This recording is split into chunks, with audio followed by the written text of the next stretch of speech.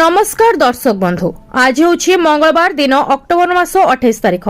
आसतु जानिबा आज संपूर्ण खबर और देश दुनियार सबु बड़ खबर उपरे नजर पकाइबा।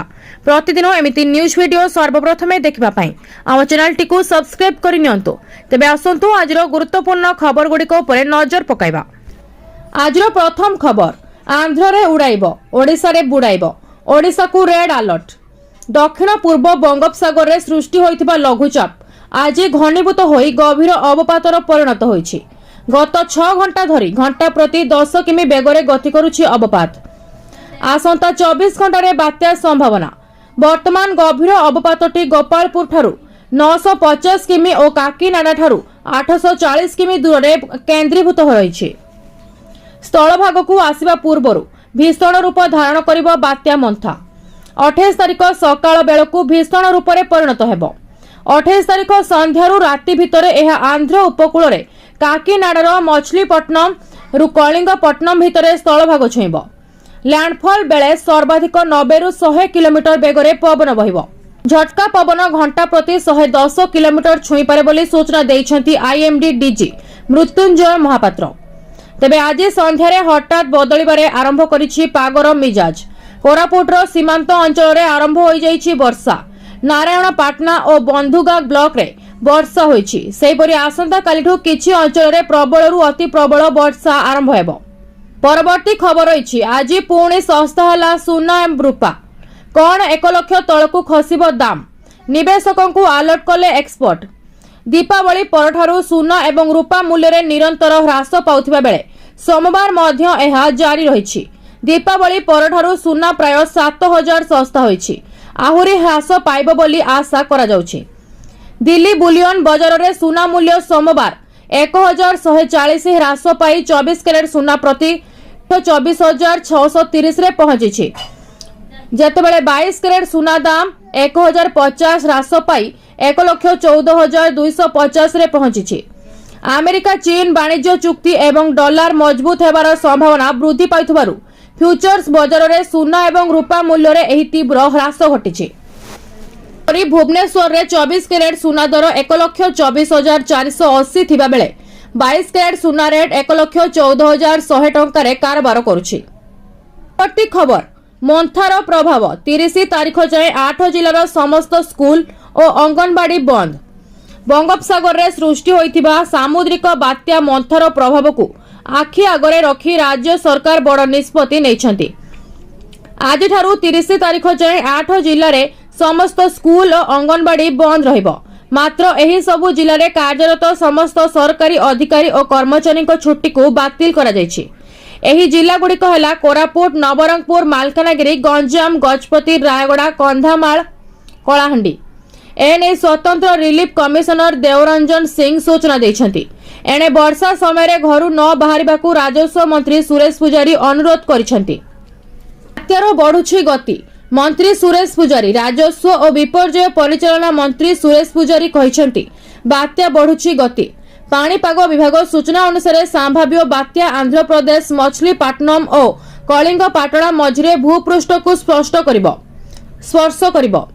जहां आशा करा जाउछि मालकानगिरी ठारू बात्या 200 किमी दूर रे लैंडफॉल करिबो। तेणु मालकानगिरी सर्वाधिक प्रभावित हेबो। परवर्ती खबर अछि बात्या आसिनी हु हु होई बढ़ीगला आलू पियाज दर। बात्या मंथा न आसुनु हु हु होई बढ़ीगला आलू पियाज दर। एमिति कि राजधानी रे मार्केट रु गायब होई जाइछि प्रिय परिबा। शनिवार सकाळु नै ए पर्यंत रविवार कोलकाता रु भुवनेश्वर कोनोसी आलू गाड़ी आसिनी। फलरे बजार को आलू केमिति जोगाण कराजिबो ताकू नै चिंता घारिछि। सेपटे बात्या भय घारुथिबा बेले अन्यपटे आलूर अभाव ग्राहकों को बोझ हेबो। केवल सेतिकी नुहे रविवार किछि हाटरे आलू किलो प्रति 25 टंका और पियाज 30 टंका रे बिक्री होइछि। दिनक पूर्वरु आलू 20 टंका और पियाज 25 टंका रे मिलिथिला। ताहा हठात 5 टंका लेखाए बढ़ी जिबा ताजुब करिछि। बात्या आलोरे कला बजारी होउथिबा ग्राहक माने अभियोग करिसंती। तथापि राजस्व मंत्री बात्या बेले कला बजारी न करबाकू निर्देश दैछंती। हेले केते दूर एहा कार्यकारी हेबो ताकू देखिबाकू बाकी रहिला। परवर्ती खबर रहिछि 8th पे कमिशन। अष्टम वेतन कमिशन उपरे आसिला बड़ अपडेट। जानतु सरकारक आगामी प्लान कोन। केंद्र सरकार खूब शीघ्र अष्टम वेतन कमिशन संपर्क में एक बड़ घोषणा करेंगे बोली आशा करा जाउछि। अष्टम वेतन कमिशन प्रक्रिया रे चलिथिबा बाधा समाधान हेबो बोली आशा करा जाउछि। एही खबर प्राय 1 कोटी केंद्र सरकारी कर्मचारी एवं पेंशन भोगी को लाभ देबो, जो माने गत किछि मास धरी नूतन वेतन कमिशन पई अपेक्षा करिसेंती। तथापि सरकार एजाए कोनोसी कमिटी गठन करि नाहंती किंबा एहार सदस्य घोषणा करि नाहंती। सरकारଙ୍କର प्रस्तुति कौन? सरकार अष्टम वेतन कमिशन पई नियम एवं शर्त करिवारे सक्रिय भावरे नियोजित अछंती। गणमाध्यम रिपोर्ट अनुसार सरकार नवेम्बर 2025 सुधा एक विज्ञप्ति जारी करि पारंती। विशेषज्ञ माने विश्वास करंती जे अष्टम वेतन कमिशन प्रस्तुत करबाकू अधिक समय लागिबो नाही, कारण सप्तम वेतन कमिशन कार्यकाल डिसेंबर 31 तारिख रे शेष हेबो। तेणु सरकार को आवश्यक पदक्षेप नेबाकू पड़िबो। परवर्ती खबर यात्री माने ध्यान दियंतु। बात्या पाई 43 ट्रेन बातिल कला रेल विभाग। बात्या जोगु प्रभावित हेबाकू थिबा विभिन्न रूट रे बातिल हेला ट्रेन। बात्या मंथाकू दृष्टि रे आगुआ पदक्षेप नैछि पूर्वतट रेल विभाग। यात्रींको सुरक्षा दृष्टि रखी 43 ट्रेन बातिल करा जायछि। आज सोमवार ठू बुधवार अक्टोबर 29 पर्यंत विभिन्न ट्रेन चलाचल बंद रहिबो। साधारणतः आंध्र प्रदेश को जीवाकू थिबा और सेठारु आसिबाकू थिबा विभिन्न ट्रेन बंद करिछि रेल विभाग। किरांडुल रु कोरापुट विशाखापट्टना रूट रे 8 ट्रेन बातिल करा जायछि। कोरापुट विशाखापट्टना एक्सप्रेस बातिल। अक्टोबर 27 रायगड़ा गुंटूरु एक्सप्रेस बातिल।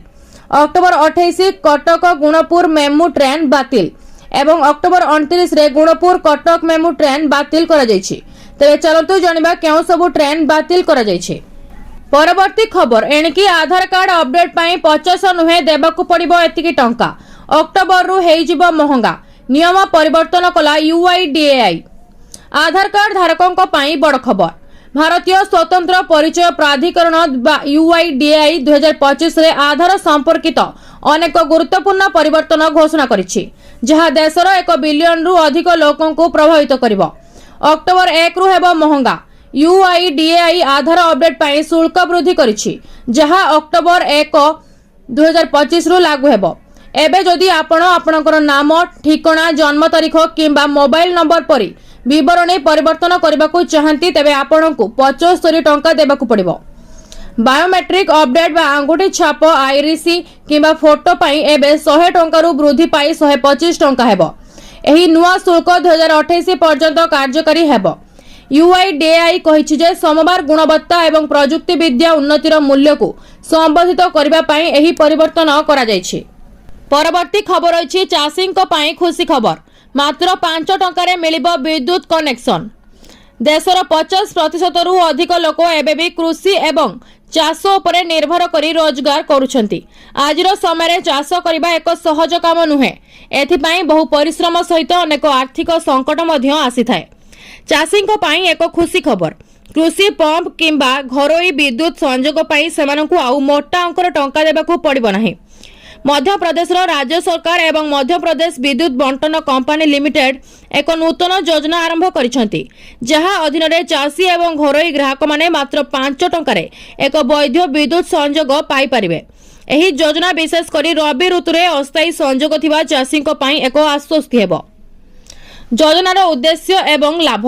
राज्य सरकार को निर्देश रे मध्य क्षेत्र विद्युत वितरण कंपनी लिमिटेड एही सहायता प्रदान करिछि। कंपनी एहाको सहज सरल बिजुली संयोजना योजना नाम देछि।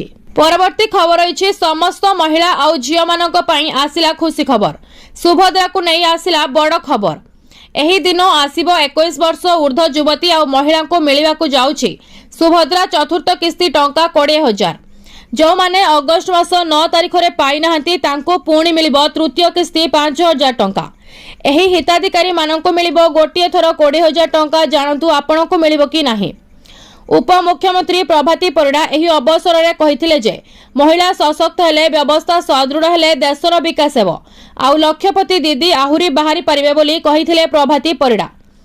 एही षष्ठ पर्याय जो 21 वर्षर ऊर्ध्व युवती माने आउ महिला माने मार्च 31 सुधा आवेदन करथिले एवं योग्य विवेचित होइथिले सेमाने एही आर्थिक सहायता पाइछंती आउ तांकर अकाउंट को टंका जाई सारिछि, जहां तांकर आर्थिक कारोबार को सहज करिवो एवं तांको लक्षपति दीदी माने करिवार सहाय्य करिवो।